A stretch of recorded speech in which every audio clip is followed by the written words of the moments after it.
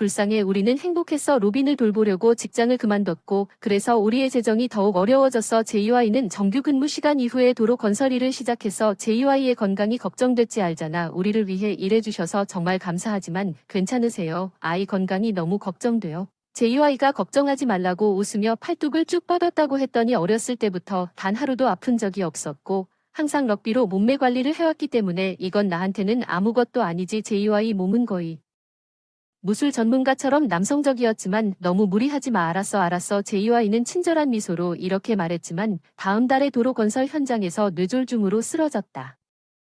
과로로 갑자기 세상을 떠난 아들과 나는 진의 시신 옆에서 아무것도 모르고 있었는데 진의 회사 사람으로 보이는 남자가 나에게 다가왔다. 안녕하세요. 저는 마이클입니다. 남편의 회사와 거래를 한 적이 있는데 그 사람이 저에게 명함을 건네주었습니다. 카드를 주머니에 넣으면서 유명한 무역회사의 이름이 적혀 있습니다. 마이클이 지금은 힘들 것 같다고 하더군요. 어떻게 잘 지내실 계획인가요? 미래에 대해 생각해 볼 기회가 없었는데 아직 어머니가 그러실 거예요. 남편이 갑자기 떠나서 충격을 받았어요. 낯선 사람의 도움을 너무 쉽게 받아들였죠. 그게 우리의 불행 시어머니의 도움으로 장례식을 통과했고 어머님은 어떻게든 통과했지만 어머니가 로빈을 돌보고 계시는데 너무 피곤해 보였어요. 그 나이대 주아 괜찮아. 난 괜찮아. 근데 내가 걱정돼서 로빈 주아가 눈물이 흘렀다고 해서 주아 화내지 않으려고 억지로 웃었어. 괜찮아. 여기 근처에 어린이집도 있고 직원도 있어. 나 다시 일하게 관리하는 미혼모들이 많이 있길 바라요. 그래서 우리가 이야기하는 동안 아직 주변에 있던 마이켈이 조어에게 접근했습니다. 당신은 내 어머니임에 틀림없습니다. 낯선 사람에게 성폭행을 당했습니다. 조어가 작은 목소리로 대답했습니다. 오늘 여기 와줘서 고마워요. 그리고 마이켈은 조어에게 다시 말했습니다. 그 사람이 나한테 했던 말 정말 고마워요. 그때 다른 방에서 로빈이 우는 소리가 들려서 장례식이 끝나고 2주 후에 그를 위로하러 갔습니다. 마침내 매일 밤 울음을 그치고 안정을 취하기 시작했습니다. 간신히 전 직장으로 복귀했습니다. 제리야 곧 아버지 댁으로 돌아가야 해서 어린이집을 찾고 있었는데 근처에 어린이집이 없었는데 그때 퇴근한 마이클이 갑자기 우리 집에 방문했어요. 우리 커피 한잔 하면서 이야기 좀 나눌 수 있을까요? 저도 그러고 싶지만 심사위원단이 돌보고 있어요. 제가 나갈 수 있도록 로빈의 초대를 받은 대로 들어와 주세요. 마이클이 들어왔습니다. 로빈 탈러 센터를 찾았나요? 아니 찾고 있는데 찾기가 어렵네요. 제 여동생 마리가 있는데 예전에 초크 케어 센터에서 일했었죠. 그녀는 더 젊었고 지금은 결혼했고 아이를 가질 수 없는 주부입니다. 제가 얼마 전에 그녀에게 로빈에 대해 언급했는데 그녀는 그를 돌보고 싶다고 말했고 그녀의 집은 직장 근처에 있어서 편리할 것입니다. 마이클의 제안을 듣고 안도했습니다. 하지만 동시에 저는 마이클이 왜 그렇게 우리를 돌보는데 열심인지 불안했습니다. 당신의 제안은 정말 감사하지만 왜 우리를 그렇게 많이 돕고 싶어 합니까? 마이클은 내 질문을 들었을 때 약간 곤란한 표정을 지었습니다. 특별한 이유는 없습니다. 당신이 어려움을 겪는 모습을 보기가 힘드네요. 조어에게 전화해서 마이켈의 도움 제안에 대해 논의하기로 결정한 후에 조어와 논의하겠습니다. 조어 머리어가 라빈을 돌보겠다고 제안했습니다. 머리어가 그런 식으로 그녀에게 강요할 수는 없었습니다. 안타깝게도 아이를 가질 수는 없지만 아이를 사랑해요. 제 여동생도 기뻐해요. 그래서 JUA가 마이켈에게 이 말을 들었음에도 불구하고 그녀는 마이켈의 제안 이후로 조어를 단순히 받아들이고 예라고 말할 수 없는 것 같았습니다. 제가 그녀에게 물어볼 것 같아요. 그렇다면 우리는 그녀에게 보육비를 넉넉히 지불할 것입니다. 그러면 괜찮을 것 같아요. 걱정하지 마세요. 그러니까 내일 모레 일요일에 마리아를 데려와서 로빈을 만나러 갈게요. 일요일은 괜찮습니다. 네, 그렇게 해주세요. 일요일이 왔고 마리아 로빈을 만나러 도착했습니다. 마이클이 제 직장에 와서 저한테 얘기를 했어요. 나 얘기 좀 해야겠어요. 상사한테 시간을 좀 얻어서 갔어요. 회의실로 가서 물어볼 게 있는데 뭐야 사실 그게 뭐야? 마이켈이 방금 그렇게 말한 뒤 웃으며 침묵했어요. 나는 그에게 물었어요. 무슨 일인지 오늘 당신 집에 가서 말해도 될까요? 왜 제가 말해야 할 게 있는 걸까요? 너랑 내가 퇴근하고 집에 데려다 줄 수 있어. 알았어. 이해해. 그날 퇴근 후 나는 내 마이클의 차에 로빈을 데리러 갔다가 도착하자마자 우리 집으로 갔다. 마이클이 나에게 결혼해 줄래? 그 말에 너무 놀라서 말을 할 수가 없었다. 바로 결혼할 수 있다는 건 알지만 꼭 빨리 결혼할 필요는 없다. 진이 죽은 지 3개월 만에 재혼은 생각조차 할 수 없었다. 말은 고마웠지만 나는 아직 재혼을 생각할 준비가 안 됐는데 기분이 어떤지 이해하지만 로빈을 키우는데 정말 도움을 주고 싶어요. 로빈이 성장하면서 제 아들이 제 마음을 흔들었다고 하더군요. 남편이 있으면 많은 어려움이 있을 텐데 큰 힘이 될 거예요. 하지만 죄책감을 느꼈어요. 턱을 배반한 것처럼 지금은 대답할 수 없어요. 시간을 좀 더 주실 수 있겠습니까? 물론이죠. 괜찮아. 답변 기다릴게요. 그리고 그나저나 일이 괜찮다면 가끔 계속해서 로빈을 데리러 가고 싶습니다. 기쁠 거예요. 감사할 수 있을 때 연락드릴게요. 그래서 마이클은 저를 더 자주 데리러 왔고 로빈도 프러포즈한 지 3개월 후 어느 날 밤 제이와이와 로빈이 함께 놀고 있는 꿈을 꾸었습니다. 근처 공원인데 어두워지고 진이 나가려고 했는데 가지 말라고 소리쳤는데 진은 그냥 웃기만 했어요. 로빈은 네가 키워도 괜찮아. 마이클은 아침에 일어나 보니 눈물이 흘렀다고 하더군요. 그 꿈을 꾼 다음 일요일에 내 얼굴에 나는 마이클을 초대했고 그의 제안을 받아들이겠다고 말했습니다. 마이클은 우리가 큰 결혼식을 하지 않기로 결정한 것이 진심으로 행복해 보였고 그때 마이클이 이혼했다는 것을 처음 알게 되었습니다. 그녀는 다른 남자와 도망쳤다고 마이클은 말했습니다. 웃으면서 우리는 마이켈의 집에 살기로 결정했습니다. 우리는 결국 매우 큰 집 부지에 있는 별도의 집에서 살게 되었습니다. 마이켈의 아버지는 이미 돌아가셨고 지금까지 제시와 마이켈은 그 큰 집에서 살고 있었습니다. 내가 제시에게 말했습니다. 앞으로는 우리한테 잘해주세요. 근데 제시는 그냥 쳐다보면서 아무 말도 안 했는데 그 순간 기분이 안 좋았고 그 기분이 현실이 되기까지는 그리 오랜 시간이 걸리지 않았죠. 제시가 본색을 드러냈을 때의 로하우스 로빈만 돌보지 말고 마이클도 돌봐주세요. 마이클이 좋아하는 것과 싫어하는 것은 모두 알고 있죠. 항상 좋아하는 음식만 만들지 말고 걱정만 하지 마세요. 부모님은 그런데 나도 생각해봐. 마이클 셔츠기든 더러워서 매일 확인해야지. 여러 가지 잔소리는커녕 별채로 와서 쓰레기나 머리카락 하나라도 발견하면 철저하게 확인한다고 하더군요. 제시를 보면서 가차없이 나를 꾸짖었다. 마이클의 전 부인이 다른 남자와 도망친 게 아니라 제시에게서 도망친 게 아닌가 하는 생각이 들었다. 결혼한 지 반년 만에 제시는 임신에 대해 기뻐하기는커녕 임신했다는 걸 알게 됐다. 불쾌한 얼굴로 그 아이가 마이클 쓰이고 다른 남자의 것이 아니라고 확신합니까? 제시의 말을 듣고 충격을 받았지만 몇 초 후에 나는 엄청난 짜증을 느꼈고 분명한 분노로 제시에게 말했습니다. 제시, 그 말을 용서할 수 없습니다. 지금 당장 사과하세요. 제시는 내 맹렬한 말투에 조금 놀란 것 같았지만 무슨 말을 하고 있는지 빨리 지체했습니다. 단지 마이켈이 걱정됐을 뿐입니다. 당신은 아내로서 너무 뻔뻔한 것 같아요. 내가 뻔뻔하게 말하는 것은 아닌 것 같습니다. 마이클은 다른 남자일지도 몰라요. 뭐가 그렇게 큰일인지 결혼할 때마다 나는 당신이 아내 로서의 역할에 대해 더 잘 알고 있는 것처럼 대답하지 않는다고 들었습니다. 제시와 말다툼을 하는 것이 무의미하다는 것을 깨달았습니다. 그래서 당신은 내가 부족하다고 말하는 것입니다. 아내로서의 인식 이해합니다. 제시가 옳은 방향으로 반응한 것에 대해 앞으로는 좀 더 조심하겠습니다. 반성하세요. 당신은 이 집에 들어온 아내입니다. 마이클 말로는 오늘 제시가 나한테 한 말을 듣고 울고 싶었던 건 나였고 게다가 마이클의 말투는 평소처럼 공손하지도 않았어. 제시가 나한테 또 다른 애미 있을 수도 있다고 비난해서 내가 사과하라고 했으니 문제는 내 엄마에게 있다고 말하겠지. 그런 것, 야, 불필요한 발언하지 마. 제시는 해칠 의도가 없었어. 그냥 웃어넘기고 가볍게 부정해. 마이클이 마이클 말을 들으니 예전 신사와 달라진 줄 알았는데 예전의 친절함이 더 이상 없어. 놔둘 수 있는 게 아니었어. 내 말을 듣고 마이클은 더 화를 내서 인내심이 없니 말해도 되는 일이 있고 마이클이 한마디도 없이 본관으로 떠났다고 하고 난 뒤에는 그렇지 않은 일이 있다. 그리고 나는 로빈을 붙잡아 마이클을 기다리게 했지만 그날 아침 그는 별채로 돌아오지 않았다. 마이클은 내가 로빈을 내려주기로 되어 있던 시간에 별채로 돌아갔고 코이는 가자고 말했다. 나는 마이클이 변했다고 확신했다. 2주 후 어느 날 밤 마이클이 다음 주부터 로빈의 하차와 픽업을 내가 맡게 될 거라고 했어.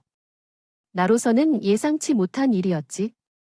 운전 면허증이 있었지만 완전 초보자였고 로블 마리아의 집까지 데려다 줄 자신이 없었어.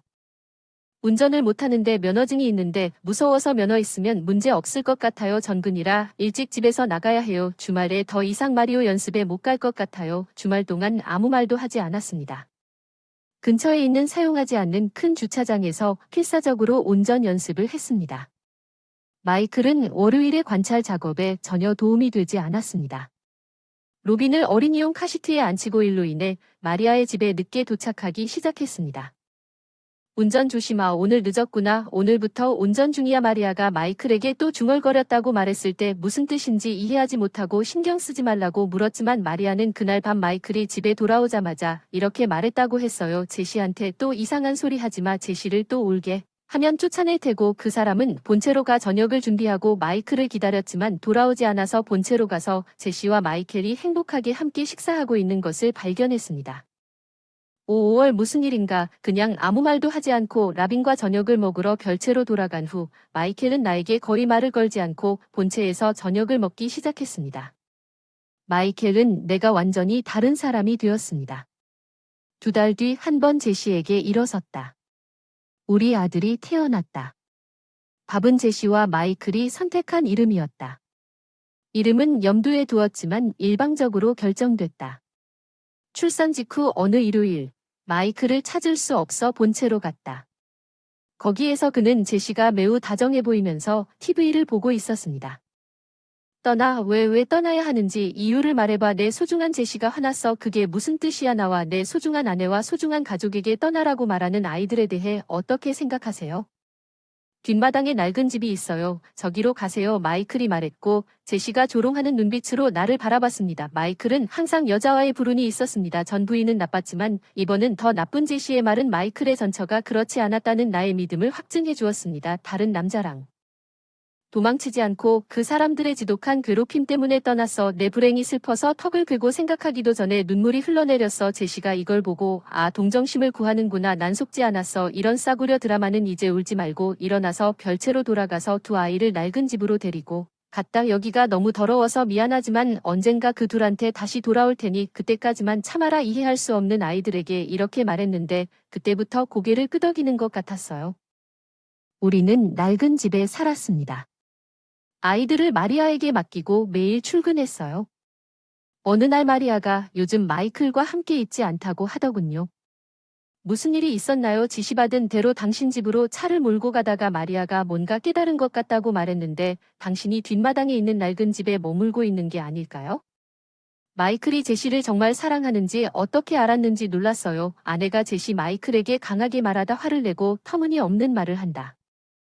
전 아내 도 낡은 집에 가라고 하다가 결국 도망쳐 버렸으니 그게 사실이라면 나는 내 편이니 언제든지 나에게 말을 걸 수 있다. 마리아가 있어서 안심이 됐다. 동맹을 맺었는데 제시가 매일 낡은 집 앞에 남은 음식을 남기기 시작했어요. 어느 날 아침엔 여느 때처럼 조용히 처리했어요. 제시가 좋을 때 남은 음식 봉지를 놔뒀어요. 안에 남은 음식이 너무 무거웠어요. 궁금해서 종이봉투를 발견했어요. 조심스럽게 열어보니 $10,000짜리 지폐 20다발과 총 $200,000가 들어 있었습니다. 재빨리 돈을 챙기고 소지품을 챙기고 아이들을 택시에 태우고 $100,000를 가지고 집을 떠났습니다. 고향 행표를 사서 공항으로 향했습니다. 비행기를 타고 비행기로 2시간이 걸리는 긴 여행을 마치고 버스를 타고 늦은 오후에 부모님 집에 도착했습니다. 마침내 휴대전화를 확인해보니 제시와 마이켈 조어가 보낸 100통의 부재중 전화를 알고 깜짝 놀랐습니다. 저를 만나서 오메 이후에 갑자기 연락도 없이 돌아오셨고 어린아이들과 이렇게 긴 여행을 가셨는지 잠깐만요. 주와 커피라도 마실 수 있을까요? 그 다음에는 로빈과 밥을 재우고 나서 다 설명할게요. 커피를 마셨어요. 한숨을 쉬고 모든 것을 설명했습니다. 조언은 매우 놀랐기 때문에 당신이 그 돈을 샀습니다. 예. 저는 그녀에게 내 가방에 있는 돈을 보여줬고 테이블 위에 $110,000짜리 꾸러미를 올려두었는데 지폐 사이에 종이 한 장이 보였습니다. 그 돈이 마이켈의 회사에서 얻은 수익이었다는 것을 나타내는 문서였습니다. 아마도 마이켈이 그의 회사에서 얻은 돈을 횡령했을 수도 있습니다. 어쩌면 당신은 심각한 일을 발견했을 수도 있습니다. 지금 무엇을 하시겠습니까? 제가 무엇을 해야 할까요? 바로 그때 누군가가 초인종을 눌렀고 JUA가 응답하러 갔고 거기에는 마이켈과 제시가 있었습니다. 숨이 차서 마이클이 소리쳤어요. 그 돈 돌려주세요. 방금 빌렸는데 돌려주려고 했는데요. 교활한 미소를 지으며 돌려주세요. 제가 여기 있는 걸 안다는 게 놀랍다고 했어요. 집에서 주운 이 돈으로 어떻게 해야 할까요? 어쩌면 경찰에 가져가야 할 것 같아요. 그렇게 하지 마세요. 마이클이 침묵을 지켰다면 아무 말도 하지 않고 그냥 돌려보내면 됩니다. 제시의 말에 화를 냈습니다. 화가 났어요. 그게 무슨 뜻인가요? 그때까지 저에 대해 어떻게 생각하셨나요? 이제 제시는 안타까운 표정으로 용서해달라며 우리가 가족의 일원으로 돌봐줄 테니 지금까지 나를 돌보지 못했다고 은근히 말했다. 제시가 못 박았다고 마이클에게 똑같이 하라고 했더니 둘 다 나란히 무릎을 꿇은 제시가 정말 미안하다고 용서해주세요. 무슨 말이든 들을게요. 제발 우리가 처음 결혼했을 때처럼 소중히 간직하겠습니다. 마이클이 마이클의 말을 들으니 눈물이 핑 돌았다고 하더군요. 지는 갑자기 사라졌고 마이클은 눈물을 흘리며 마리아에게 로빈을 돌봐달라고 소개했습니다. 마이클이 그렇게 말하면 괜찮다고 했어요. 돈은 돌려주겠지만 나는 당신과 이혼할 예정이고 위자료를 원합니다. 밥을 돌봐줄게요. 동의하십니까? 이 조건에 동의합니다. 마이클은 괴로워 보였지만 결국 괜찮다고 했고 제시가 말했습니다. 마이클에게 혼자 돈을 내야 합니까? 마이클이 제시에게 소리쳤습니다. 내가 괜찮다고 말하면 조용히 하세요. 그의 목소리가 들립니다. 제시는 울음을 터뜨렸습니다. 마이클 왜 그렇게 추우냐 그냥 밖으로 나가라 제시 마이클이 말했고 그녀는 울면서 집을 나갔다. 마이클은 제시가 물러나는 모습을 지켜보았다. 제시를 먼저 따라갈 생각은 아니니 돈은 잘 돌려줘. 하지만 동의한 조건을 적어서 서명하고 싶지 않아 나중에 그런 일이 일어나지 않았다는 말을 듣고 싶지 않아서 합의를 기록하기 위해 마이클에게 종이와 펜을 건넸습니다. 그에게 현금이 담긴 가방을 건네려고 했으나 그러지 않기로 결정했습니다. 가방에서 $20,000를 꺼내서 그에게 건네주었습니다. 마이클에게 휴식을 취하세요. 만족하지 않으시면 이 2만을 혼자 보관하겠습니다. 저를 경찰에 신고하세요. 마이클은 좌절감에 이를 악물고 분노를 억제하려고 노력했지만 아무에게도 이 사실을 말하지 마세요. 돈은 알겠는데 외톨이로 떠들기 시작하면 경찰에 즉시 신고할게 마이클은 집을 나간 뒤 아무 말 없이 머리를 숙이고 주아가 나를 걱정스러운 표정으로 쳐다봤다. 괜찮니 난 괜찮아 그 둘은 사용했어 내가 한 일에 대해 미안해하지 않도록 매일 집 앞에 남은 음식을 버리려고 그들은 끔찍한 사람들이었습니다. 그런 진을 생각하면서 2달 후 복용하는 동안 내 눈에는 눈물이 흘렀습니다. 부모님 집에서 아이들을 돌보고 있는 알 수 없는 남자가 나를 찾으러 왔습니다. 그는 자신을 마이클 회사의 직원이라고 소개하고 마이클이 회사 자금을 압류했다고 말했습니다. 그는 마이클이 압류된 돈의 일부를 나에게 주었다고 말했습니다. 제가 돈을 받았지만 그것은 사실이 아니었습니다. 나는 회사에 문제가 생기면 마이클이 작성한 문서를 그에게 보여주면서 돈을 돌려줄 테니 나머지 올머니는 마이클에게서 받을 거라고 덧붙였습니다. $20,000를 가져와 그 사람에게 고맙게 건네주었다고 덧붙였습니다. 마이클에게 무슨 일이 일어났는지 그 남자는 회사가 마이클을 고소했고 그는 지금 감옥에서 재판을 기다리고 있다고 설명했습니다. 이 말을 듣고 나는 안도감을 느꼈습니다. 그 남자는 나에게 정중하게 감사를 표하고 다음 주에 떠났습니다. 제시가 나에게 전화했습니다. 마이클은 경찰에 의해 잡혔습니다. 경찰하고 나 먹을 게 없는데 갚은 돈 좀 빌려줄 수 있니? 그 돈이 있어도 찾아온 회사 대표한테 그 돈을 돌려줘서 빌려줄 이유가 없다고 제시가 가만히 있는 동안 전화를 끊었어. 얘기하다가 주아주아한테 전화번호 바꾸겠다고 했어. 내 두 아이가 내 발치에서 놀고 있는 모습을 보며 흐뭇하게 웃었어. 내가 CEO 딸이 아니었다면 너처럼 평범한 여자는 안 사귄다고 했어. 맥주에 머리를 적시고 욕설이 멈추지 않네요. 혹시 술을 너무 많이 마셨나 봐요. 제가 처한 상황이 믿기지 않아서 그 사람의 욕설에 대답도 못하고 그냥 서 있었어요. 기다리게 해서 미안하지만 그 사람의 안색은요. 뒤에서 들려오는 목소리에 뒤도 돌아보지 않고 바뀌었다. 제안된 대로 차에 탔다. 내 이름은 리디아 회사 CEO의 딸이다. 어릴 때부터 섬세한 취급을 받았어. 어른들이 변하는 게 지겨웠어. 뒤에 아버지가 있는 것을 볼 때의 태도 나는 잘하면서 혼자 있는 것을 선호하는 조용한 아이였다. 주위의 분위기에 동화되려고 노력했다. 그렇게 노력해서 사귄 친구들도 멀어지려고 눈에 띄지 않으려고 자신을 억눌렀다. 나는 아버지의 직업을 알고 나에게서 스스로 아버지의 직업을 원망했지만 대학에 입학하고 대학 강의를 통해 경영학을 공부하면서 관점이 바뀌었습니다. 아버지 회사에 대한 아버지의 열정과 생각을 들으며 아버지 회사에 관심을 갖기 시작했습니다. 관심도 커지고 배움도 깊어졌습니다. 학교에서도 좋은 성적을 받고 있고 사업에도 적당한 KN을 갖고 있는 것 같습니다. 그래서 회사를 운영하게 하는 것도 나쁘지 않을 것 같아요. 언젠가 아버지께서 그러시면 직원들 사이의 거리가 가까워지고 뭐든 터놓고 이야기할 수 있는 문화를 만들고 싶다고 생각했어요. 어린 시절 외로웠던 경험직이나 지위에 상관없이 모두가 자유롭게 말할 수 있는 분위기를 동경했다. 내가 CEO가 되었을 때 회사도 그렇게 만들 수 있다면 좋겠다. 저녁 번화가는 다양한 사람들로 북적거린다. 시계바늘이 6시 50분을 가리키고 있어 안도의 한숨을 쉬어요. 늘 쿠퍼팝 모임 전에 도착하고 싶었어요. 작은 거울을 꺼내서 앞머리를 고치고 파마한 머리와 조명도 다시 조정했어요. 파란색 머리 장식 거울을 핸드백에 다시 던지면서 양복을 입은 쿠퍼가 군중 속을 헤쳐나가는 것을 발견하고 웃고 있는 쿠퍼에게 손을 흔들고 우리가 들어간 곳은 우리가 자주 가는 체인점이다. 우리는 간단한 안주와 생맥주를 주문한다. 그리고 건배전은 금요일 밤에 이 캐주얼한 장소에서 일이나 잡담을 나누는 것을 좋아했습니다. 쿠퍼와 저는 대학 4학년 때 데이트를 시작했고 같은 세미나에 참여했기 때문에 함께 모인 지 거의 2년이 되었습니다. 쿠퍼는 조용히 있는 저를 알아차렸습니다. 모두의 그림자 속에 숨어서 말을 걸어주네요. 쿠퍼는 대화를 잘하고 아무렇지도 않게 분위기를 밝게 해주네요. 그 사람과 사귄다니 운이 좋은 사람입니다. 본사 기획실은 역시 힘들지만 야근이 많아서 만족스럽습니다. 계속할 가치가 있어요. 쿠퍼가 술을 다 마셨다고 하더군요. 얼굴에 술을 꽤 많이 마신 것 같아요. 기획부에 배정되었다는 것은 그들이 당신에 대한 기대를 가지고 있다는 뜻인 것 같아요. 쿠퍼 당신 정말 대단해요. 전근되면 리디아 공장에서 언제 일을 그만둘 건가요? 대학을 졸업하고 본사로 점심을 같이 먹으러 갔습니다.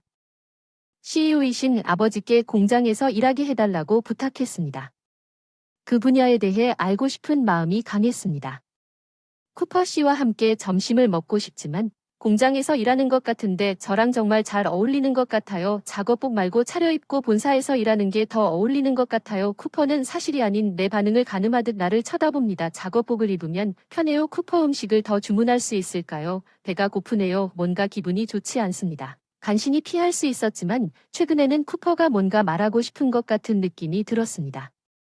쿠퍼가 제가 CEO의 딸이라는 것을 알았을 수도 있다는 생각이 갑자기 떠오릅니다. 마음과 등골이 서늘해졌습니다. 친구들이 제가 CEO의 딸이라는 사실을 알고 흩어졌던 일이 기억납니다. 그런 일을 다시는 겪고 싶지 않았습니다.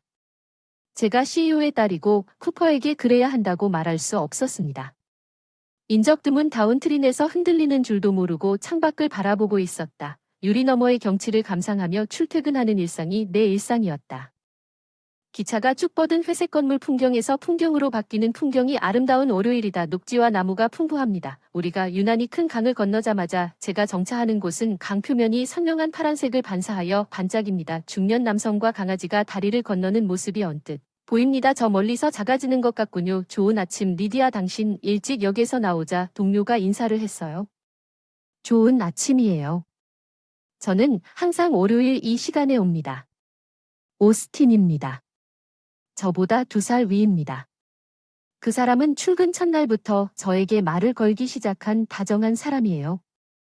여러모로 많은 도움이 되었습니다. 준비를 마치고 공장에 도착해 잡담을 나누는 중 일이 시작되는 날은 평소와 같은 업무를 하는 날이었는데 오후 출근 직전에 예상치 못한 사고가 발생했습니다. 점심시간 직후부터 시작되었습니다. 그때 아버지 대표님이 공장 견학 중 휴게실에서 나오시던 중 아버지와 마주쳤는데 어머니에게 메시지를 전해달라는 아버지가 스마트폰을 집에 두고 온 것 같다고 하셨습니다. 컴퓨터로 보낼 수도 있었지만 번거로웠을 텐데 아버지를 작업장으로 보낸 뒤 물어볼 수 있어서 다행이라고 했고 놀랍게도 그 사이로 오스틴이 엿보고 있었다. 반쯤 열려있던 회의실 문 잠깐만 리디아 CEO 딸이야 어떡하지 오스틴이 나한테 물어봤어 급하게 변명하려 했지만 아무것도 떠오르지 않아 아빠랑 아무렇지도 않게 얘기한 걸 후회해 웰스업 오스틴은 분명 그의 말을 바꿀 거야 이제부터 나에 대한 태도가 공장 주변에 퍼질지도 모르고 모두가 나에게서 거리를 두기 시작할지도 모른다. 다양한 생각이 맴돌고 나는 말을 더듬거리고 있는데 오스틴이 만약 그렇다면 리디아를 도와줬으면 좋겠다고 말한다. 제가 변경하고 싶은 다양한 시스템이 있나요? CEO에게 말해 주실 수 있나요? 저는 오스틴의 변함없는 태도에 당황했지만 오스틴이 간략한 설명을 했을 때 어떤 종류의 시스템에 대해 이야기하고 있는지에 대해 관심을 갖게 되었습니다. 더 알고 싶었지만 이제 일을 시작할 시간이 가까워지자 우리는 퇴근 후 세부 사항을 논의하기로 결정하고 각자의 자리로 돌아갔습니다. 우리 둘 다 내가 CEO의 딸이라는 사실을 알고도 서둘러 각자의 작업장으로 향했습니다. 오스틴은 그에 대한 태도를 바꾸지 않았습니다. 나는 오히려 별거 아니라는 듯이 작업장으로 계단을 오르는데 어깨가 가벼워지는 느낌이 들었다. 지금은 오스틴 맞은편 역 근처 패스트푸드점에 앉아 있어 아까 나눴던 대화 솔직하게 말하면 오스틴의 희망은 의사결정 권한을 공장 현장에 부여하는 것이었습니다. 그는 현재 시스템에서는 표준 매뉴얼을 변경하려면 본사의 승인이 필요하다고 설명했습니다. 대부분의 사소한 변경은 공장에서 승인 요청을 제출한 후 본사에서 검사를 수행한 후 승인을 받는데 시간이 걸립니다. 종종 승인될 때까지 상황이 변경되어 변경이 더 이상 필요하지 않지만 신청을 취소하려면 노력이 필요합니다. 더블 치즈버거를 먹다가 오스틴이 그러더군요. 리디아가 CEO에게 물어볼까 생각했는데 그건 불가능하군요. 그래도 우리가 할 수 있는 일이 없을지 궁금해서 망설였습니다. 이게 제가 물어볼 수 있는 일인지 확신이 없었습니다. 아버님. 대표님께 여쭤보기는 힘들겠지만 상황이 바뀌어야 할 것 같군요. 그렇죠. 그럼 조치를 취합시다. 과거의 일은 다 기록해서 제출하자 희망을 표현하고 본사에서 고려하도록 합시다. 그렇게 될지 궁금해요. 오스틴의 불확실성을 보면서 나는 그를 설득하기 시작했습니다. 최선을 다하자. 글쎄, 우리가 여기 앉아서 다음 날부터 그것에 대해 이야기하면 아무것도 변하지 않을 것입니다. 우리는 상사를 참여시키고 공장 주변에서 정보를 수집하기 시작했습니다. 일상 업무를 처리하기 위해 열심히 노력했지만 열심히 노력한 결과 몇 달 후에 문서를 완성하여 본사 총회 시간에 맞춰 상사에게 위임하고 캔 음료를 마시며 안도의 한숨을 쉬었습니다. 잠시 휴식을 취하던 중 동료가 찾아왔습니다. 문서 작성을 잘 마쳤다고 들었습니다. 공장의 모든 부서를 돌아다니며 무슨 일이 일어나고 있는지 모두가 알고 있는 정보를 수집했기 때문에 마침내 마쳤습니다. 이것이 변화를 가져오길 바랍니다. 나는 확신합니다. 괜찮을 텐데 당신의 이니셔티브에 놀랐어요. 리디아 당신 정말 CEO의 피가 흐르고 있어요. 잠깐만요. 그걸 어떻게 알죠? 미안 오스틴한테 들었거든요. 왜 그런 행동을 하는지 궁금했어요. 걱정하지 마세요. 아는 유일한 사람은 그래서 좀 복잡하다고 느꼈지만 동료가 진실을 말하고 있다고 생각했습니다. 당신이 CEO 리디어가 되었다면 당신은 매우 부지런하고 열심히 일하고 당신은 정말 공장을 뛰어넘었습니다. 내가 절대 CEO가 될 수 없다고 웃어 넘길 때 동료는 그렇구나라고 웃었다. 눈가에 웃음 라인이 나타나는 사람은 20년 넘게 공장에서 일한 베테랑이다. 오스틴을 좋아한다. 한결같은 태도로 저를 대했습니다. 한결같은 평온함과 밝음은 몇 달 후에도 변함이 없었습니다. 우리 상사는 총회에서 돌아와 큰 소리로 모두를 한자리에 불러 모았습니다. 무슨 일인지 모인 직원들이 현장에서 권위자에게 물었고 이 말을 듣고 부분적으로 바뀌었습니다. 직원들이 웅얼거리기 시작했습니다. 나는 본능적으로 오스틴을 찾았고 군중 외곽에서 그는 내 시선을 알아채고 승리의 포즈로 응답했습니다. 비록 우리의 소원이 모두 이루어지지는 않았지만 거의 절반이 그 날이었다고 말하는 것이 공평해 보였습니다. 축하하고 너무 행복해서 성취감과 의욕이 넘쳤어요. 알찬 나날을 보내고 있는데 어느 날 아버지께서 왜 갑자기 저를 부르셨는지 궁금해서 본사로 부르셨죠. 오후 일을 뒤로 하고 머리로 돌아갑니다. 제가 CEO실에 들어가자 아버지는 제가 최근에 이룬 성과를 칭찬해 주셨는데 아버지께서는 제가 아무 말도 하지 않았음에도 상황을 살펴보신 것 같았습니다. 이 사건으로 인해 회사의 매출이 크게 늘었고 아버지는 크게 웃으셨습니다. 진지한 얼굴로 리디아에게 경영 감각과 활력이 있다고 하더군요. 아버지 말씀을 듣고 본격적으로 CEO 자리를 맡는 게 어때요? 직원들이 활기 넘치는 직장이 해보고 싶다고 생각했어요.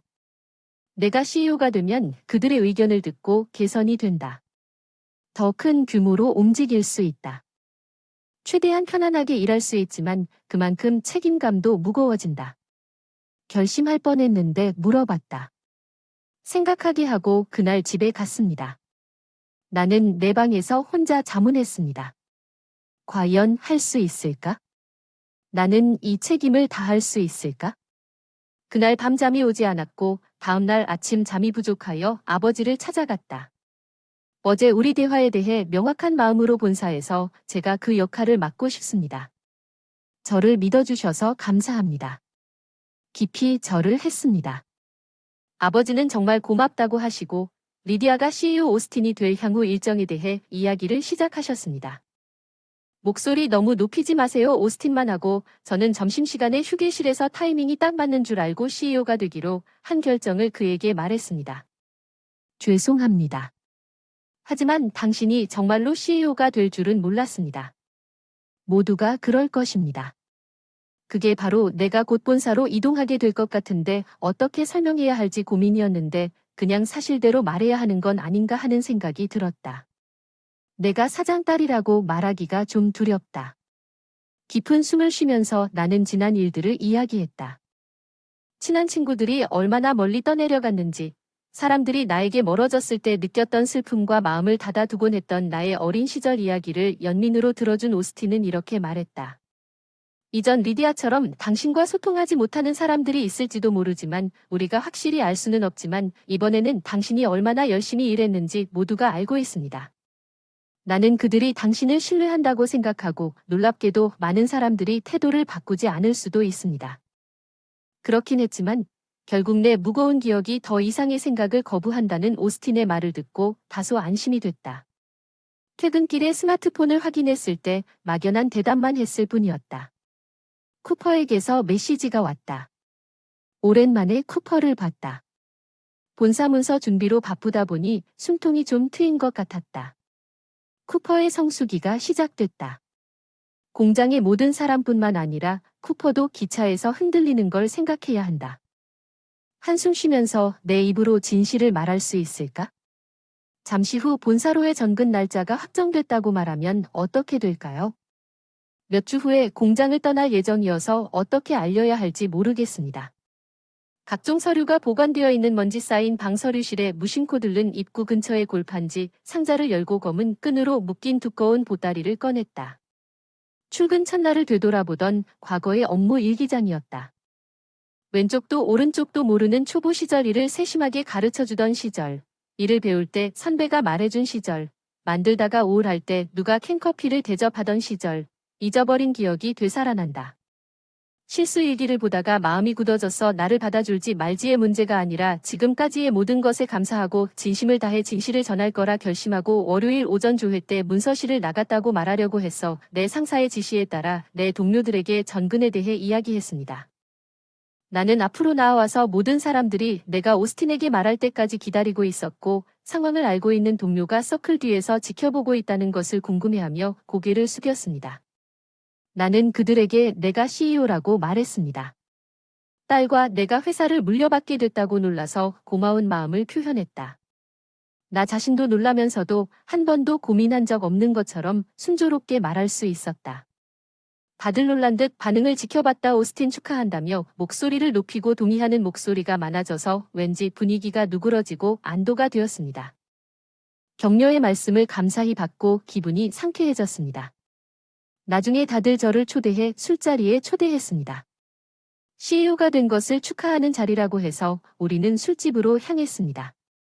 송년회답게 참가자가 많아서 너무 행복해서 눈물이 날 것 같았다. 축하 행사라 이 정도까지 받아들여진다는 자신감이 들었다. 평소와는 다른 레스토랑을 예약하고 우리는 모두 기차를 탔다. 약 15분 만에 내려 맛있는 해산물로 유명한 인기 펍에 도착했습니다. 우리는 무작위 채팅으로 장소를 활기차게 만들었고 음료가 흐르면서 나는 잠시 후 푹신한 기쁨에 휩싸였습니다. 시간을 확인하니 거의 2시간이 걸렸습니다. 술을 조금 마시고 싶어서 지나갔고 나는 오후 8시에 붐비는 펍이 있는 화장실로 향했다. 자리가 꽉 차서 둘러보고 있는데 처음 방문이라 궁금해서 무심코 귓가에 익숙한 목소리가 들려왔다. 나는 무심코 귀를 사로잡았다. 그 목소리는 당장 떠나고 싶은 마음과는 달리 누군가가 쏟아지는 듯한 목소리의 근원지를 향해 몸이 움직이고 있었다. 마치 내 몸이 내 것이 아닌 것 같은 묘한 기분이었다. 세미나에 참석한 사람들은 다 알고 있었지만 CEO 딸이 아니라면 숨기려고 했지만 정장 차림의 내 남자가 앉아있는 식탁에서 이렇게 평범한 여자와 데이트할 사람은 아무도 없었다.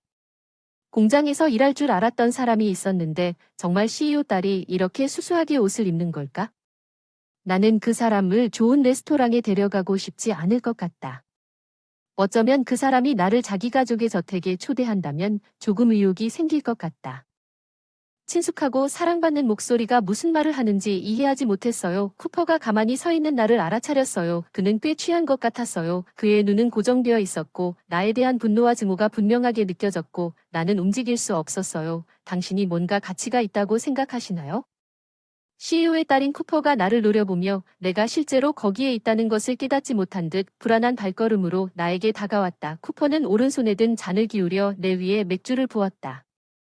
머리카락이랑 얼굴 물방울이 바닥에 젖어 몇 년이 아깝다. 너랑 같이 있는 게 헤어지자고. 쿠퍼의 시끄러운 선언에 내가 할 수 있는 건 고개를 끄덕이는 것뿐이고 더러운 얼굴로 쿠퍼에게서 조용히 멀어지라고 동료들에게 말했다.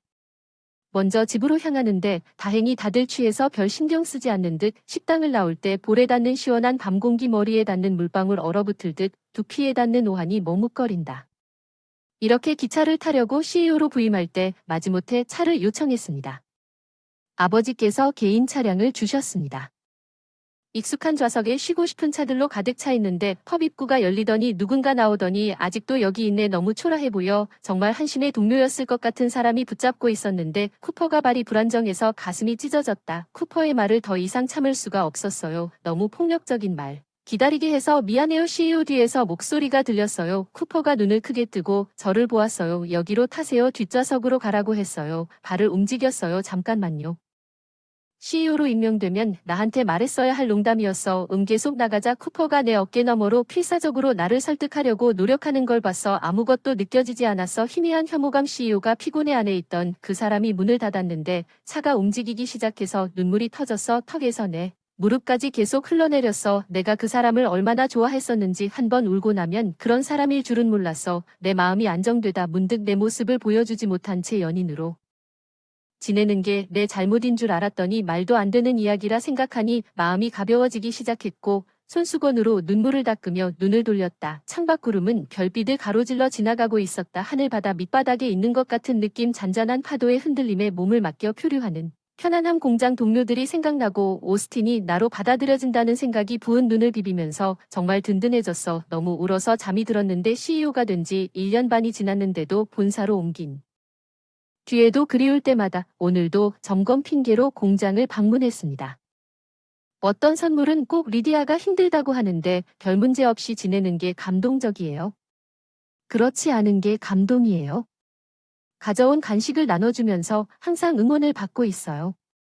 CEO가 된 후에도 얼굴에 미소가 번지는 걸 느꼈어요. 동료들 공장에서는 아직도 리디아라고 불러요. 집에 온 기분으로 행복을 만끽하고 있어요. 오스틴이 얘기를 시작하는데 우리 신호는 어쩌지 갑자기 사적인 얘기를 꺼냈고 나는 주위를 둘러보며 동료들을 놀라게 해서 이전에 얘기하던 중 작업장으로 돌아간 것 같아요. 아직 발표하지 않았네요. 공장을 자주 방문하면서 더욱 가까워졌죠. 데이트를 시작했고 지난달에 마침내 약혼을 했어요. 괜찮아요. 확인해보니 주변에 아무도 없어요. 가고 싶나요? 해외를 선호하시나요? 바다에 가고 싶어요. 생각도 하기 전에 입이 움직였습니다. 오스틴과 함께 간다면 바다에 가고 싶다고 늘 생각했었거든요. 바다야 섬도 좋을 것 같아 찾아볼게. 오스틴은 기대된다고 하면서 웃었다. 밝은 빛 속에서 오스틴과 함께 해변에 앉아 상상만 해도 바다는 어떤 색일지 궁금해. 생일을 축하하는 내 나이에 가슴이 설레고 볼이 편안해지며 생일을 축하합니다. 매년 그 많은 사람들과 함께 케이크에 촛불을 켜야 한다면 너무 과한 일입니다. 눈앞에서 그녀의 얼굴이 새빨갛게 달아올랐다. 내 팔다리가 다 부러지고 온몸이 아파서 답답한 마음을 이해해주길 바랐는데 그녀는 그냥 놔주지 않았지만 이 말도 안 되는 관계가 마침내 끝났으면 좋겠다.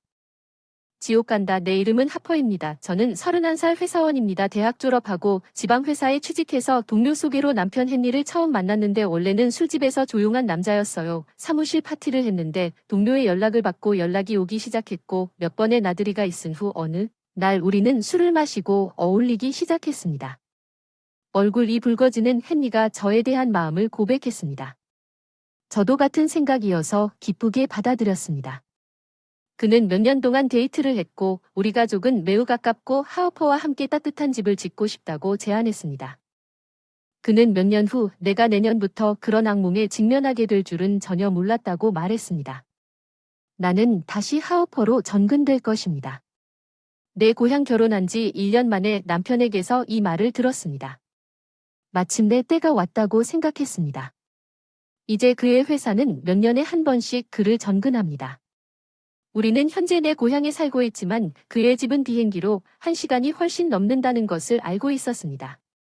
결혼할 때 전학에 대해 마음의 준비가 되어 있었기 때문에 이혼이나 별거를 생각해 본 적이 없었습니다. 고향을 떠나 여행이나 직업훈련을 받은 것밖에 없어서 떠나는 것이 조금 무서웠지만 그 사람이 나와 함께 있을 것이라는 것을 알았습니다. 엄마를 위로하고 다른 사람들은 우리가 그런 말을 자주 듣게 되어 조금 불안했고 남편에게 고등학교 동창 형수와 결혼한 형부가 있는 이유가 있었습니다. 19살 때 엽총 결혼식으로 막 일을 시작한 형시어머니 경제적 어려움으로 시댁과 함께 살았다. 그 무렵 태어난 아들이 지금 중학생이다. 왜 이사를 안 하는지 가끔 궁금하다. 독립해서 살고 있는데 이유는 시어머니와 시누이가 진짜 모녀처럼 친하기 때문인 것 같아요. 전학 오기 전에는 1년에 몇 번씩 그 집에 찾아갔었는데 결혼하고 나서는 그럴 수 있었어요. 그냥 손님이 되어 주방에서 도와주려고 했는데 사람들이 오 하퍼 진정하세요. 우리 이거 있어요. 그래 하퍼 이거 우리한테 맡겨두는데 음복도가 좀 더러운데 청소 좀 해주실 수 있나요? 그들은 저를 밀고 나서 즐겁게 이야기를 나눕니다. 완전히 소외된 느낌은 아니었지만 방을 나갈 때 소외감을 느꼈어요. 뒤에서 이야기를 하면 웃음소리가 들렸어요. 몇 년 된 며느리와 몇 달 된 며느리의 차이가 있거든요. 언젠가는 잘 지내길 바랐는데 시댁에 갈 때마다 외롭다는 느낌이 들었고 남편이 할 일도 없는 나를 보고 이리 오라고 하퍼 같이 마시자 시어머니와 형수가 나를 쳐다봤다. 태만한 듯 가식적인 미소를 지으며 여긴 우리는 괜찮아. 그 사람들이 나한테 뭘 바라는 건지 시댁에 갈 때마다 시아버지와 형부가 정신적으로 지쳐가는 느낌이었어.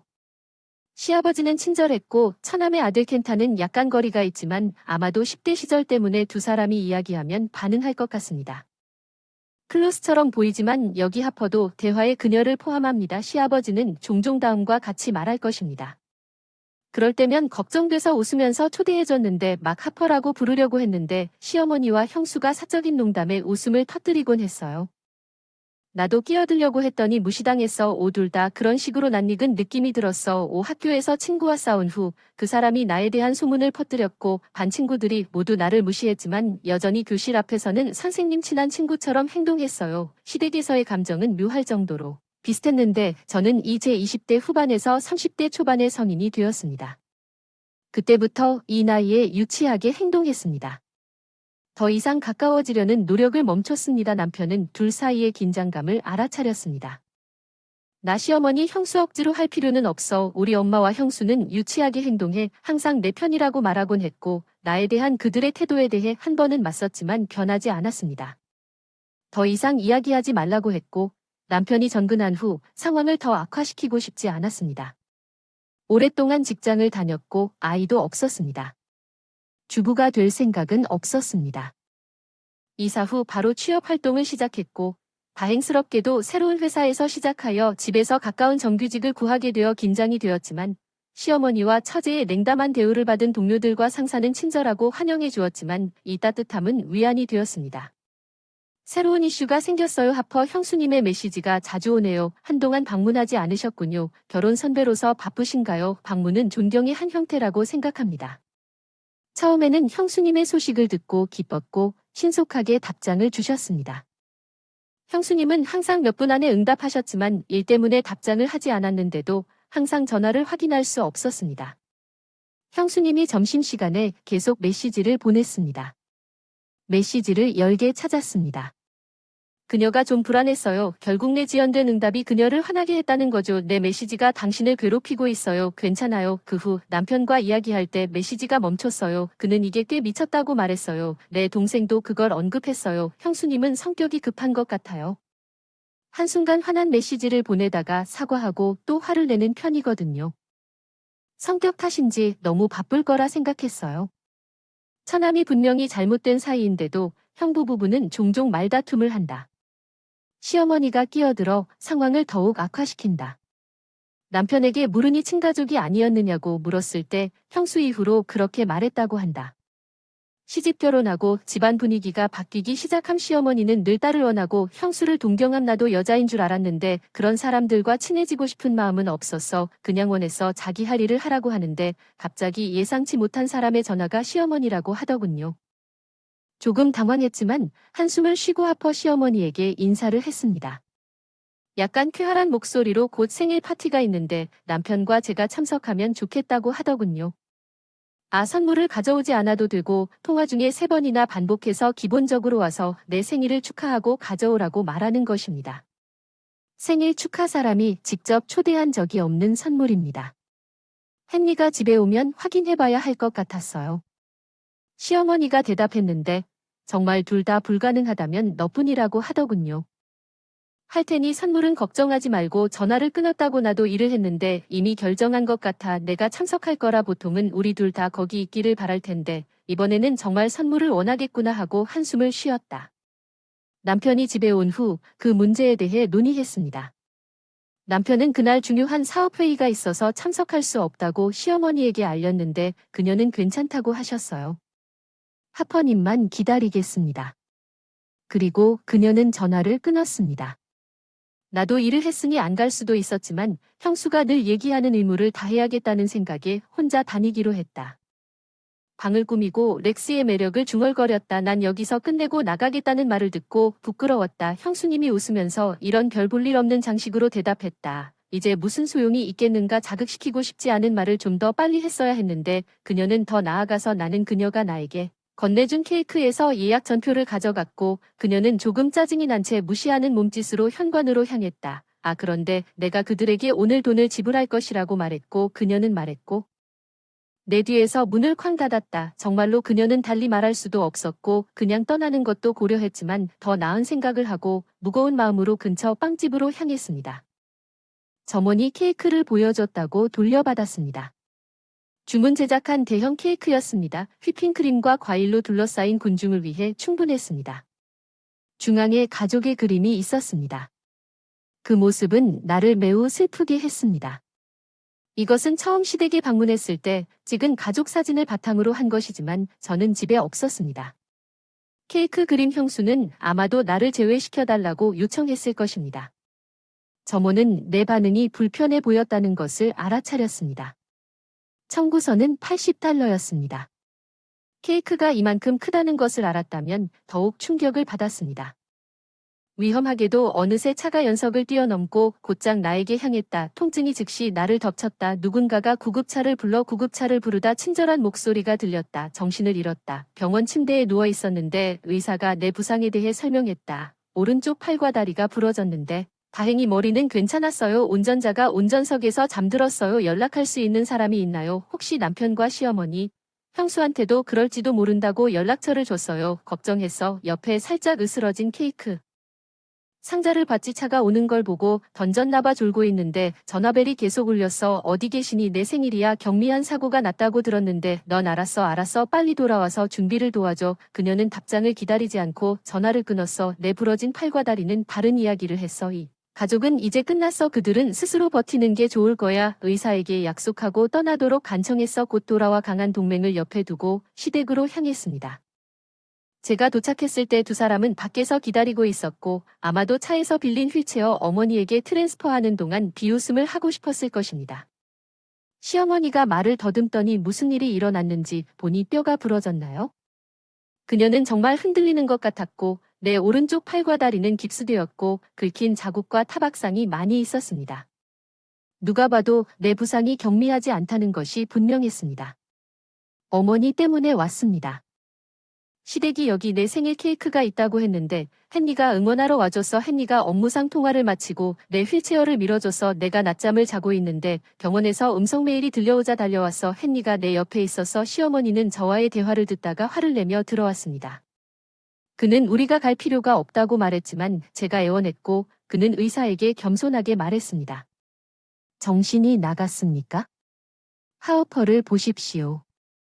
이게 어떻게 경미한 부상이라고 말해주세요. 처음 봤다는 말에 시어머니가 화를 내시며 아니요, 틀렸습니다. 모르는 번호로 걸려온 전화는 받기 싫어서 전화를 받은 유일한 이유입니다. 병원에서 전화가 왔다고 곁눈질로 형수를 쳐다봤다는 것이었습니다. 제 상태가 이 정도로 심각할 줄은 몰랐고 남편이 올 줄도 몰랐던 것 같았습니다. 할 말을 잃었으니 이게 다 무슨 소란입니까? 시아버지와 다른 사람들이 집에서 나왔다는 소리가 들렸습니다. 하퍼 당신은 중상을 입었습니다. 넘어져서 긁힌 것일 뿐이라고 들었는데 모든 시선이 형수에게 쏠렸습니다. 누구든지 실수할 수 있습니다. 그녀는 자신을 변호하려고 했지만 너무나 뻔한 거짓말을 아무도 믿지 않을 것입니다. 내 처남이 그녀에게 무슨 생각을 하고 있었나요? 하퍼에게 사과해야 한다고 말했어요. 나는 왜 그녀를 내 차로 때리지 않았나요? 그녀의 무덤 넘어져서 긁힌 이야기는 거짓말이었어. 그냥 넘어가자. 아, 케이크 보고 싶어. 정말 대단하다고 말했고 남편의 도움을 받아 케이크가 제대로 떨어졌는지 상자에서 꺼냈는지 정말 잘 확보됐다는 것은 기적이나 마찬가지였습니다. 저는 나쁜 소식을 들었지만 케이크는 거의 상처가 없었습니다. 제 장인어른이 케이크를 보고 다른 사람들은 더욱 화를 냈습니다. 이 사진의 하퍼는 왜 이 질문에 직면하지 않습니까? 필사적으로 케이크를 주문한 처제는 아나 빵집 잘못인가 봐 전화해서 항의할게 어색한 상황을 피하려고 하다가 말리자 잠깐만 이것 좀 봐 남편에게 신호를 보냈다. 휴대폰 사진 갤러리는 케이크 가게 직원이 준 사진이었는데 아마도 케이크의 최종 디자인이었을 것입니다. 고객의 요청에 따라 형수는 눈치채지 못했지만 이 사람을 잘라내라는 큰 메모가 있었습니다. 케이크 가게 직원이 사실 중학교 같이 다녔다고 하더군요. 저를 따돌리곤 했어요. 아직도 유치한 짓을 하고 있어요. 형수원하면 쓰라고 사진을 줬는데 아직도 멍청한 짓을 하고 있군요. 어른이 되어서도 시어머니 빼고 다 노려보는데 혼자 욕하는 게 그렇게 즐겁냐 실수라고 너무 불쾌하다며 나를 노려보며 무슨 말을 하는지 다들 궁금해했다. 게다가 내가 없는 동안 가져온 선물을 열어보더니 안에 스카프가 색깔이 안 예뻐서 안타깝다고 놀렸다. 우리가 너무 고민을 많이 했구나. 헨리는 내 말에 시어머니가 어리둥절한 표정을 지었다. 스카프 때문이다.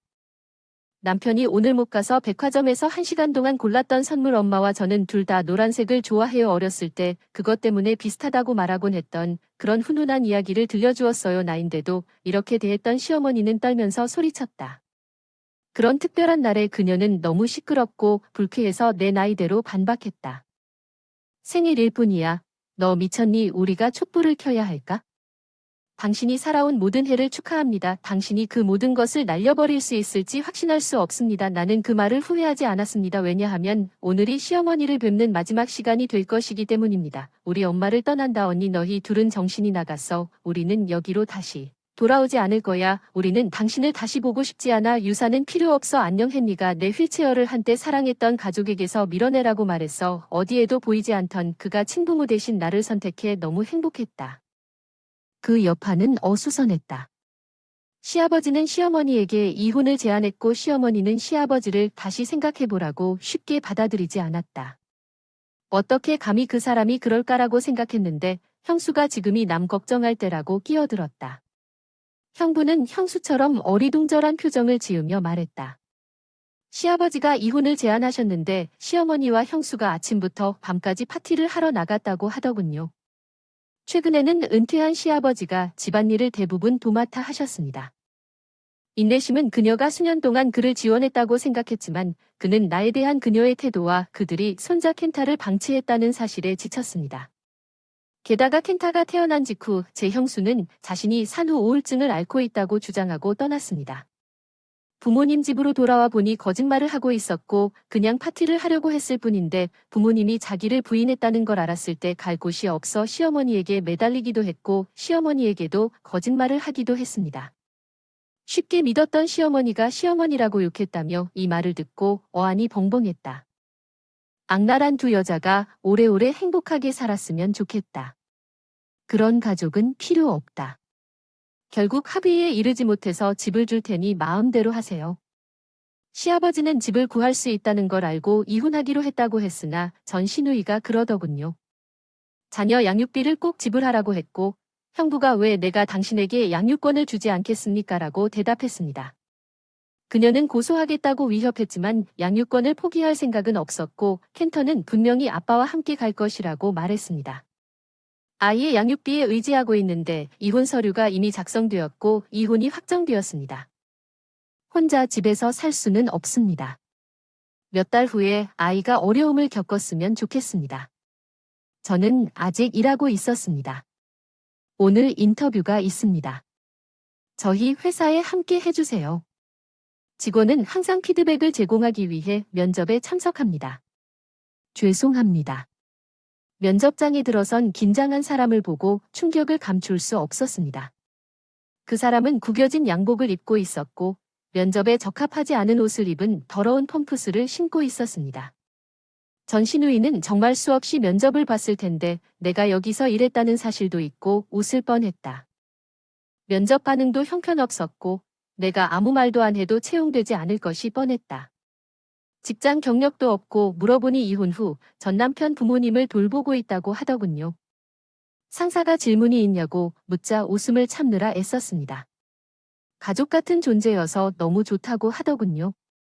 근무 시간에 병원에서 사랑하는 사람이 사고를 당해서 당장 당신이 필요하다는 전화를 받으면 어떻게 하시겠습니까? 나는 그녀의 눈을 똑바로 바라보며 시선을 피하고 부드러운 목소리로 대답했습니다. 물론 나는 그녀에게 감사 인사를 한 후 인터뷰가 끝나면 즉시 병원에 갔습니다. 상사가 내 질문의 의도에 대해 물었습니다. 나는 모든 것을 설명했고 그는 놀랍지도 않게 그녀가 채용되지 않았다는 사실에 충격을 받았습니다. 그게 제가 전 처제를 마지막으로 본 때였습니다. 몇 년 후 나는 전 시어머니 근처에 사는 누군가와 이야기를 나눴는데 그들은 두 여성이 여전히 함께 살고 있지만 그들의 끊임없는 고함 소리가 매일 들릴 수 있었고 때로는 경찰의 개입이 필요할 때도 있었습니다. 분명히 제 전 시누이는 아르바이트만 할 수 있었습니다. 그리고 그들은 오랫동안 붙잡지 않았고 그들은 내 전 시어머니의 연금을 긁어모으고 있었습니다. 그녀는 수년 동안 아들과 남편 대신 딸을 선택했습니다. 그녀가 그 결정을 후회한 적이 있는지 궁금합니다. 그것은 내 알바가 아닙니다. 지금도 나는 여전히 그것을 유지하고 있습니다.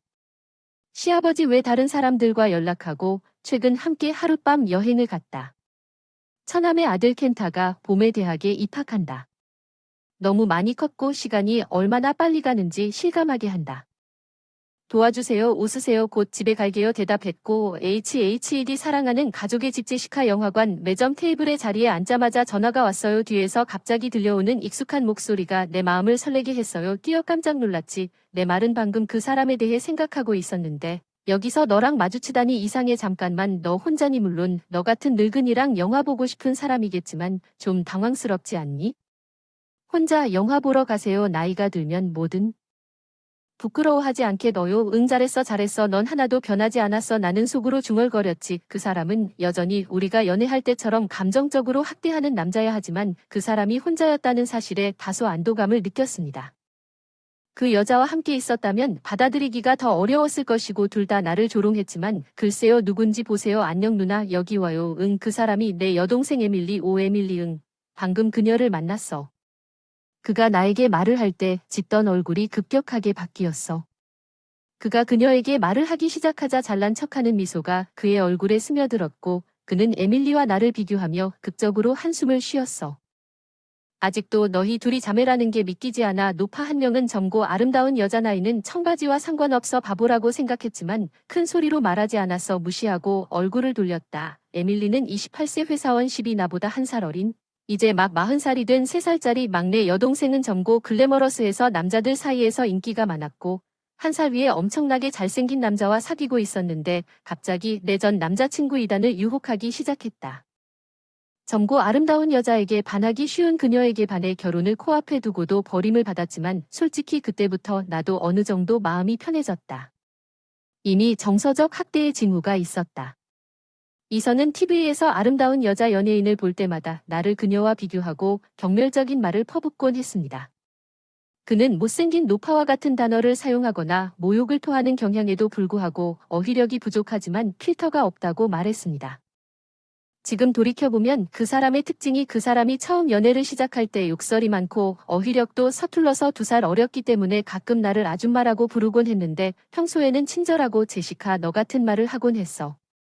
나한테는 너뿐이야 아니면 널 행복하게 해주고 싶어서 가끔 가혹한 말을 하는 것도 그 사람만의 애정 표현인 줄 알았어. 6개월쯤 지나 노파가 노파로 변했을 때 나는 얼마나 순진했는지. 그의 태도에 의문이 들기 시작했습니다. 저를 늙은 노파라고 부르지 마세요. 그가 나에게 제안한 직후 용기를 내어 그와 맞서려고 했습니다. 우리가 함께 살기 시작하기 전에 내 우려 사항을 말하는 것이 최선이라고 생각했지만 이선은 이해하지 못했습니다. 내 감정은 전혀 허허 왜 사실은 그게 아닌데 노파라고 불리고 싶은 사람은 없어 상식적으로 불편한 표정으로 눈을 감고 짜증스럽게 머리를 극적이네 뭔 괴로움 그저 괴로움일 뿐이야. 내가 너무 무례해서 내 잘못이야. 이제 나에게 프러포즈한 건 너야. 우리 평생을 함께 보내야 한다는 걸 기억해둬야 하지만 이걸로 내가 감당할 수 없다면 나는 감당할 수 없어. 그럼 그러지 말았어야 했는데 그러라고 했으니 그 사람이 등을 돌리고 방을 나갔다고 불평하지 마세요. 우리는 비슷한 대화를 계속해서 반복했습니다. 항상 똑같은 불평을 하니까 너무 짜증나네요. 젊은 여자랑 있었으면 좋았을 텐데 애단이 머지않아 그런 얘기를 하기 시작했고 나도 똑같이 보복하기 시작했다. 내가 젊은 여자를 좋아한다면 결혼은 안 하겠는데 결혼도 할 수 없어서 타협한 걸까? 내가 틀렸어 응. 젊은 여자가 너랑 결혼해주기를 바라는 걸 참으면서 그렇게 반응하는 거야. 그래서 내가 말하는 건 너가 그런 식으로 잘 말할 거면 나랑 결혼하는 걸 귀찮게 하지 말았어야 했다는 거야. 어쩌면 열띤 논쟁을 벌인 후에는 그럴 수도 있겠지. 이선은 항상 난리를 피울 거야 방에서. 쾅쾅 소리를 내며 문을 닫았는데 집에 돌아올 때마다 그는 항상 보상이라도 하듯 나에게 선물을 가져왔다. 이것을 가져가라. 손에 있는 것은 무엇인가? 그 사람 손에 있는 꽃다발이 있었다. 내가 가장 좋아하는 꽃이겠지. 어린 여자들은 귀여울 거야.